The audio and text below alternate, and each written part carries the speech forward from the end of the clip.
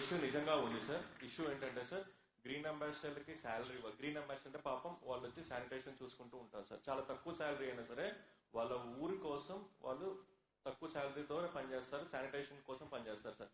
కానీ కొంతమంది, కొన్ని సర్పంచ్, అందరూ కాదు సార్, కొన్ని సర్పంచ్ అంటే జీతాలు ఇచ్చేటప్పుడు మేము ఎందుకు ఇవ్వాలి అని చెప్పేసి చాలా డిలే చేస్తున్నారు సార్. సార్ 6 నెలల ముందు ఈ ప్రాబ్లం చాలా ఎక్కువగా ఉండేది, ఇప్పుడు బాగా తగ్గింది. బట్ ఇప్పటికి కూడా కొన్ని పంచాయతీల్లో సర్పంచులు సంతకం పెట్టట్లేదు సార్ వాళ్ళు శాలరీ ఇవ్వడానికి.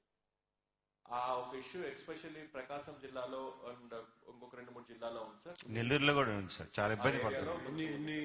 పంచాయతీల ఇష్యూ.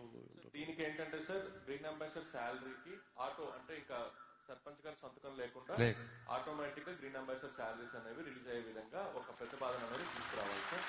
అది గవర్నమెంట్ ఒక డెసిషన్ తీసుకోవాలి సార్. అంటే పని చేసిన వాడికి జీతం అనేది వాడి హక్కు సార్. సో అది సర్పంచ్ పంచాయతీ సెక్రటరీనో డిలే చేయడం వల్ల వాళ్ళకి ఆ హక్కు అనేది వెళ్ళిపోతుంది. గ్రామ శుభ్రతకి పనిచేసే వాళ్ళకి జీతాలు పడిపోతట్లే అంటే sir we have to give that salary sir. అది బేసిక్స్. సర్పంచ్కి ఎన్నికైన వాళ్ళ కనీస బాధ్యత వాళ్ళది నిర్వర్తించినప్పుడు అంటే ఒక్క స్టేట్మెంట్ ఏదైనా ఒక నోటీస్ పంపించుకోవడం.